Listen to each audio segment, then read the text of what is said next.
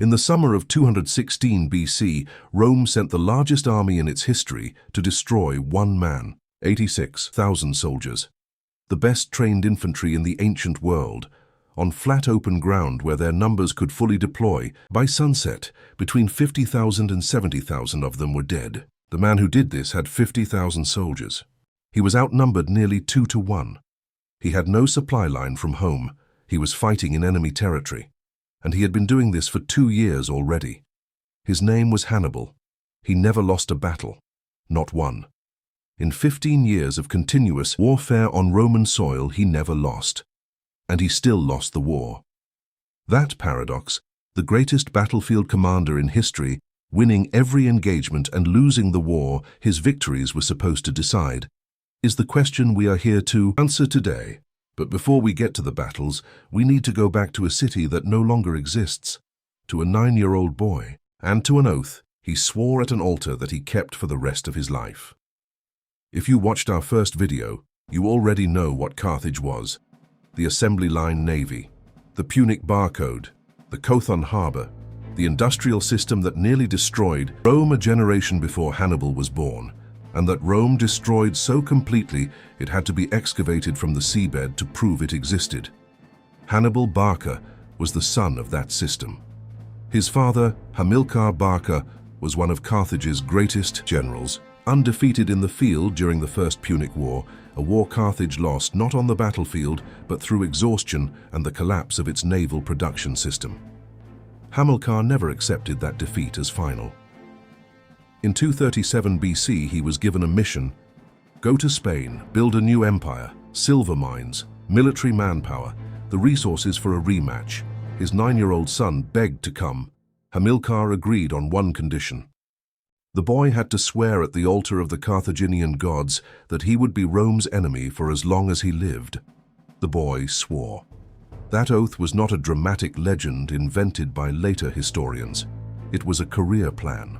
Hannibal spent the next 17 years in military camps in Spain. He learned logistics from his father: how to supply an army across vast distances, how to pre-position food and materials before a campaign began, how to manage a multilingual workforce of soldiers who had different reasons to fight. He learned strategy from campaign experience against Spanish tribes. He learned how to inspire loyalty across cultural and linguistic divides. When Hannibal took command of Carthaginian forces in Spain at 26, he was not a young man who had inherited a position. He was a thoroughly trained commander who had been preparing for one specific mission his entire life: the destruction of Rome as a military power. When Hannibal decided to take the war to Rome in 218 BC, he had 3 possible routes to Italy: the sea, controlled by Rome's navy after the First Punic War. A Carthaginian naval invasion would be intercepted before it landed. The coastal road through southern Gaul, the obvious overland route. Rome knew it was obvious. 2 armies were already being mobilized to intercept a force using it. That left the Alps. Nobody used the Alps for military movement. The passes were brutally difficult in summer. In late autumn, they were considered simply impassable for an army. The Romans were not blocking the Alpine passes because no serious military commander had ever considered them as a viable invasion route, which is precisely why Hannibal chose them. This was not recklessness. This was a calculated exploitation of an assumption. Rome assumed the Alps were impassable. Hannibal decided to test that assumption and use the testing of it as his first tactical surprise. Before a single soldier set foot on a mountain path, Hannibal had spent months cultivating relationships with Gallic tribes along the route, negotiating food supplies, securing promises of safe passage, building a supply intelligence network across the entire crossing. The audacious, spontaneous mountain crossing that history remembers was actually a pre-positioned logistics operation planned for months in advance. This is the pattern you will see throughout Hannibal's career. What looks like improvisation is always preparation. What looks like boldness is always calculation. Here is the number that puts the Alpine crossing in perspective. Hannibal's army at the start was approximately 38,000 infantry and 8,000 cavalry. Soldiers from at least 8 distinct ethnic groups: Iberians, Libyans, Numidians, Gauls, Balearic slingers, speaking different languages, following different gods, with different fighting styles and different ideas about discipline. Each soldier needed approximately 4,000 calories per day in alpine winter conditions, higher than normal because of cold and climbing. That is 152,000 calories per day for the infantry alone. Add 8,000 cavalry horses at 10 kilograms of grain each, no grazing available in the Alps in late autumn. Every kilogram carried or sourced from Gallic allies. Add 37 war elephants at 150 kilograms of food per day each. The supply chain required to keep this force alive during the crossing was the most complex logistics operation Carthage had attempted since the assembly line navy. The crossing took 15 days. 15 days of climbing narrow paths in deteriorating weather, fighting off alpine tribes who saw the column as a target, managing increasing cold damage to men and animals who had never experienced these conditions. Near the summit, a path was blocked, rockfall, or deliberate destruction by hostile tribes. Hannibal's engineers spent 3 days cutting a new path using fire and vinegar. They heated the rock with fires, then poured vinegar onto the heated surface.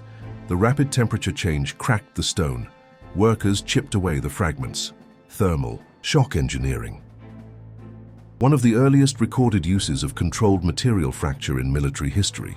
Performed at altitude, in winter, under hostile pressure, by an army that needed to be in Italy in days. At the summit, Hannibal stopped. He gathered his exhausted army and pointed south. Italy, visible, real, below them.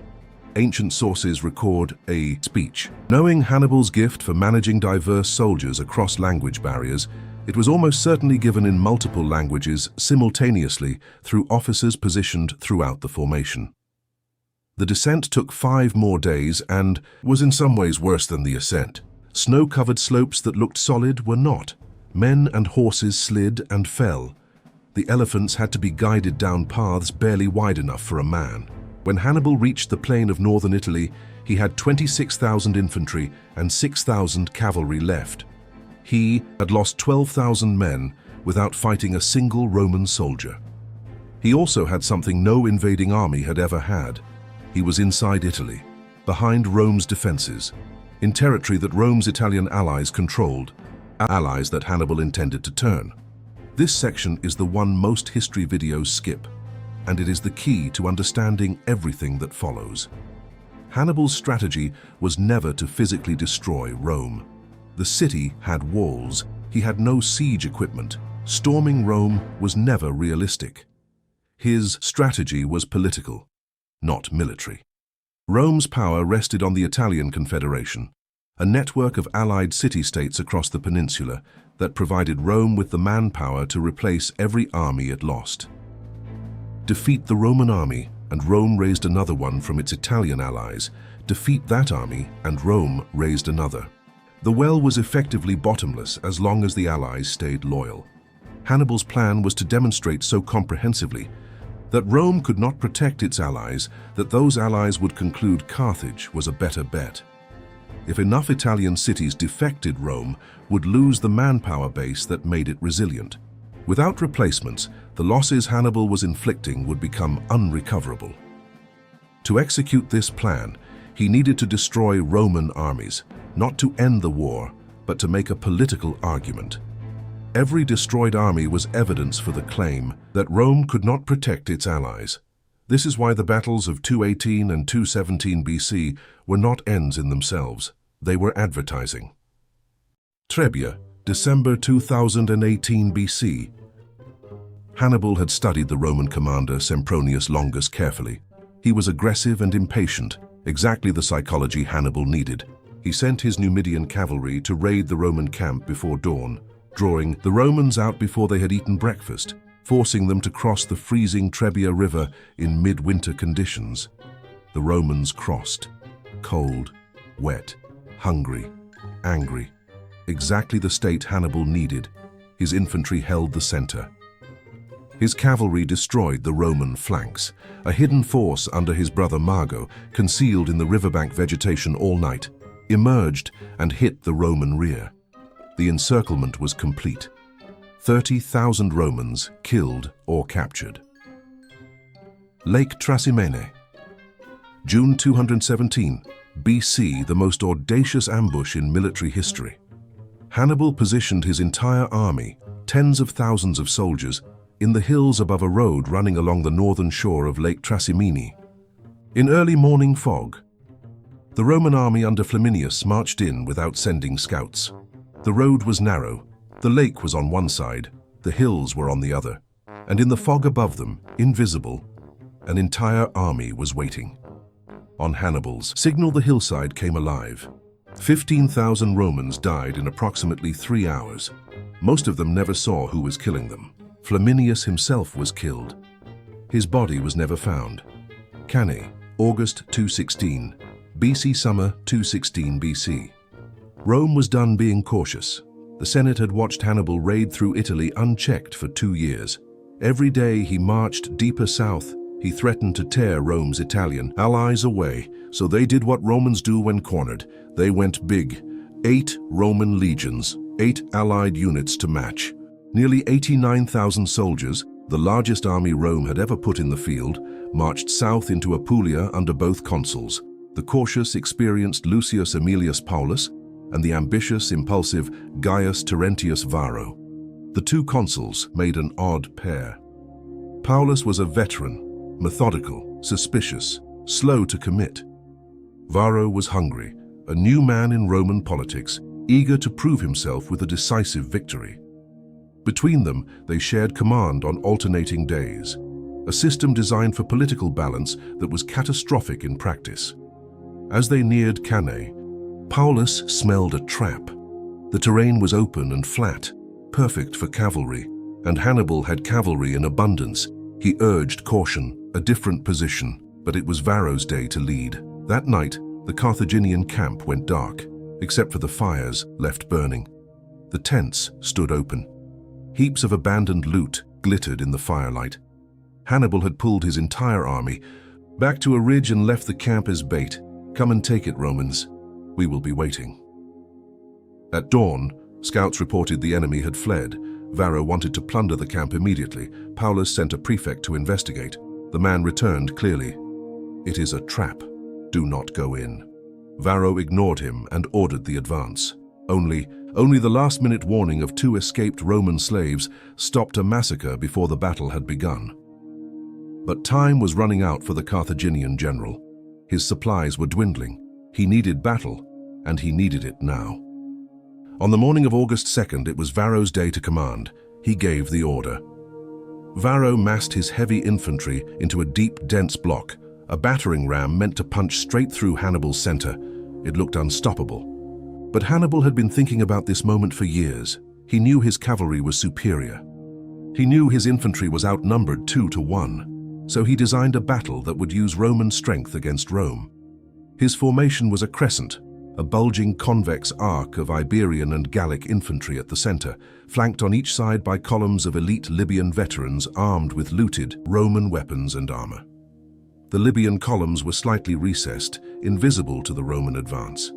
The bait was the center, seemingly weak, seemingly breakable. Then the wind shifted south, blowing clouds of choking dust straight into Roman faces. Hannibal had not planned the weather, but he did not need to. The battle opened. Cavalry crashed into cavalry on both flanks. On the western wing, Hasdrubal's horsemen smashed into Paulus's Roman cavalry along the riverbank. With no room to maneuver, both sides dismounted and fought hand to hand. Eventually, Hasdrubal broke through. The Roman cavalry fled. Hasdrubal's men cut them down from behind. On the eastern wing, Varro's allied Italian cavalry faced the Numidians, and a trap within a trap. 500 Numidians appeared to defect, surrendering their weapons and riding into the Roman lines. They were placed in the rear. Then they drew concealed swords and attacked. Caught between the Numidian charge in front and the hidden betrayers. Stabbing from behind, the Italian cavalry shattered. Varro fled with them, which left 80,000 Roman infantrymen standing alone on the plain. In the center, everything was going according to plan. The Roman infantry surged into the Carthaginian crescent, their sheer mass bending the arc backwards. The Gauls and Iberians gave ground step by step, fighting furiously but retreating. The crescent inverted. The Romans converged inward, tightening into a dense, excited mass, sensing the kill. They were walking into a closing fist. The moment the Roman formation was packed and compressed, the Libyan veterans on both flanks wheeled inward. Then the Gauls and Iberians reformed and pressed back from the front. And then, riding hard from both wings, the cavalry smashed into the Roman rear. Complete encirclement. 80,000 men, surrounded. What followed was not a battle. It was a harvest. Packed so tightly they could barely raise their shields, men fell by the thousands. The screaming was unending. Centurions died, tribunes died, the proconsuls died. Paulus himself, bleeding from multiple wounds, refused to flee. When a tribune begged him to take a horse and escape, the old consul shook his head. Go and tell the senators to fortify Rome before the victorious enemy draws near. As for me, let me breathe my last among my slaughtered soldiers. He did. By the end of August 2nd, 216 BC, roughly 70,000 Roman and allied soldiers lay dead on the plain of Cannae. 1 consul killed, 2 proconsuls dead, 29 tribunes gone, 80 senators. Of 6,000 Roman cavalry, fewer than 400 survived. Hannibal lost fewer than 6,000 men. When dawn broke over the battlefield on August 3rd, even the Carthaginian veterans were shaken by what they saw. Some Romans were still alive, men with their necks slashed, begging to be finished. 1 Numidian soldier was found still breathing beneath a dead Roman, his nose and ears torn off because the Roman, with no weapon left, had used his teeth. Rome did not surrender. Not even its dead. The double envelopment Hannibal executed at Cannae became the template for encirclement in every subsequent war in human history. Napoleon studied it. The Schlieffen Plan was explicitly a Cannae at continental scale. Norman Schwarzkopf described his 1991 Gulf War strategy in these terms. Military academies still teach it as the foundational example of battlefield encirclement, 2,000 years later. Still, the gold standard. After Cannae, Hannibal's cavalry commander Hannibal came to him. "Give me the cavalry," Hannibal said. "In 5 days I will have you dining on the Capitol in Rome." Hannibal refused. Hannibal's response has echoed through history for 2,200 years. "Hannibal, you know how to win a victory. You do not know how to use one." Whether Hannibal actually said this or it was invented later, the question underneath it is real. Why did Hannibal not march on Rome? The answer reveals the fundamental miscalculation that cost him everything. Hannibal's strategy, as we established, was never to physically destroy Rome. It was to destroy Rome politically, to convince its Italian allies that Rome could not protect them. After Cannae, some Italian cities did defect. Capua, the second largest city in Italy, went over to Hannibal. Parts of southern Italy and Sicily wavered, but most of Rome's allies held, and Rome's response to Cannae was psychologically almost impossible. The Senate banned public mourning. It sent no envoys to Hannibal. It raised new legions, and it adopted a new strategy, named after the dictator Quintus Fabius Maximus, of avoiding pitched battle, harassing Hannibal's supply lines, refusing to give him the decisive engagement he needed. Fabius understood something crucial about Hannibal's position. He had no siege equipment. He could not take a walled city. He could not hold territory. His army was too small to garrison the places it passed through. He could win battles, but could not convert victories into strategic gains without either taking Rome or causing mass defection of Roman allies. Neither happened. Hannibal had understood Roman military psychology perfectly. He exploited it 3 times with devastating effect. What he had catastrophically underestimated was Roman political psychology. The bonds of shared identity, shared interest, and shared fear that held Rome's Italian confederation together were stronger than military defeat alone could break. The advertising campaign had not worked. The army that crossed the Alps was extraordinary. Veteran soldiers, multilingual but disciplined, loyal to their commander rather than to any abstract cause. But it was not being replaced. Carthage sent some reinforcements over the years. Never enough. The Carthaginian political class, the wealthy merchant families who dominated the council, were not fully committed to Hannibal's war. Some actively opposed it. Hannibal was running a 15-year campaign on strategic improvisation and the resources he could extract from Italian territory, which meant stripping the agricultural capacity of the very territory he was trying to liberate from Rome. The Italian peasants, who were supposed to see Carthage as a liberator, watched Hannibal's foragers take their grain and livestock year after year. Meanwhile, Rome kept raising new legions. The Italian manpower pool was enormous compared to anything Hannibal could access. Every year, the balance shifted slightly further against him. In 207 BC, his brother Hasdrubal finally crossed the Alps with a relief army, 9 years after Hannibal. The plan was to link up in northern Italy and change the strategic situation. Decisively, Roman cavalry intercepted Hasdrubal's dispatches. Rome knew his entire plan before Hasdrubal did. They destroyed his army at the Battle of the Metaurus River before it could reach Hannibal. The first Hannibal knew of his brother's fate was when Roman soldiers threw Hasdrubal's severed head into his camp. Ancient sources say Hannibal looked at it and said, "I see the fate of Carthage." The Roman general who finally defeated Hannibal was Publius Cornelius Scipio, later called Scipio Africanus. He was 25 years old when he received command in Spain, a survivor of Cannae who had spent his entire adult life studying the man he would eventually face. Scipio understood that the way to defeat Hannibal was not to fight him in Italy. It was to threaten Carthage itself, forcing Hannibal to abandon the peninsula and fight on Roman terms in North Africa. He was right. Carthage recalled Hannibal in 203 BC. After 15 years in Italy, never defeated, never forced out by Roman arms, Hannibal simply ran out of strategic options and went home. At Zama in 202 BC, they met.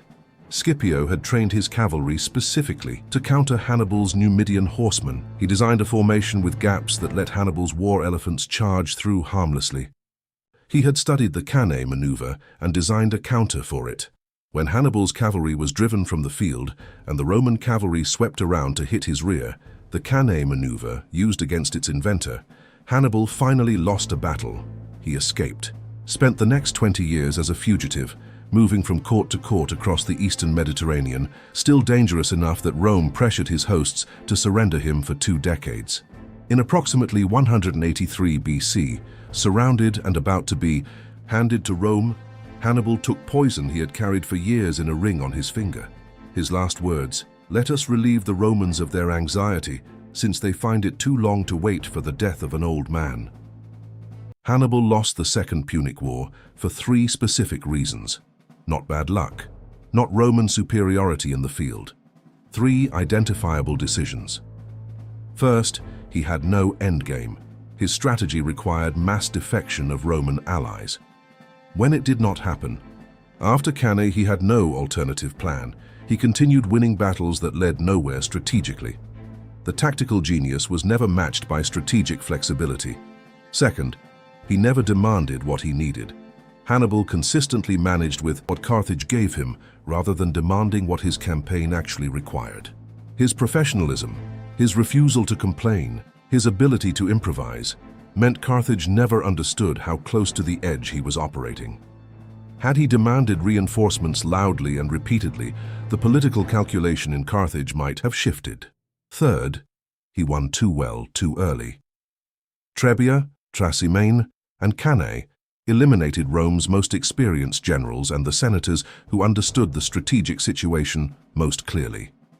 The men who replaced them, Fabius, Scipio, were younger, more flexible, and free from the psychology of watching their predecessors approach fail. Hannibal's early victories produced the commanders who eventually defeated him. The tactical genius created the conditions for his own strategic defeat. Hannibal has been studied continuously for 2,200 years. Napoleon cited him as his primary tactical model. The German Schlieffen Plan, the operational blueprint for World War I, was explicitly designed as a Cannae at continental scale. Norman Schwarzkopf described his left hook in the 1991 Gulf War as a Cannae maneuver. Every serious military education program in the world teaches Cannae as the foundational example of battlefield encirclement.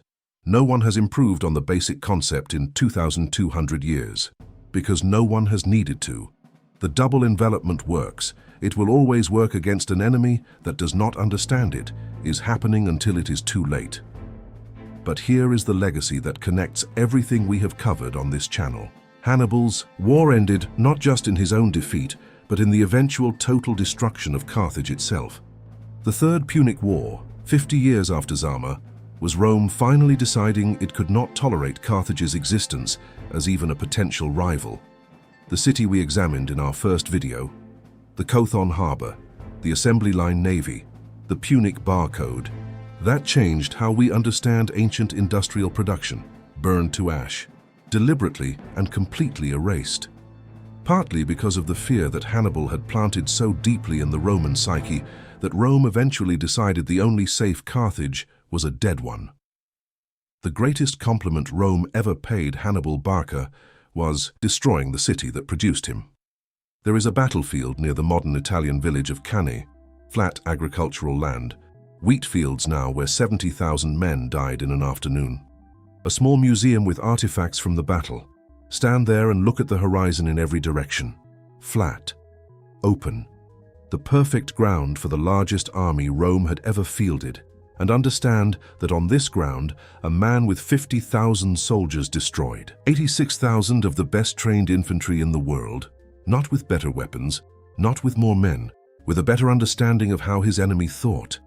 He came closer to destroying Rome than anyone before or since. He never lost a battle. He held a multilingual army together for 15 years through force of personality and professional brilliance. That has never been matched. He just could not win the war his victories were supposed to end. In our next video, we are going to 1588, the Spanish Armada, the most famous naval defeat in history, except it was not lost at sea. It was lost in a Spanish dockyard years before the first English cannon was fired.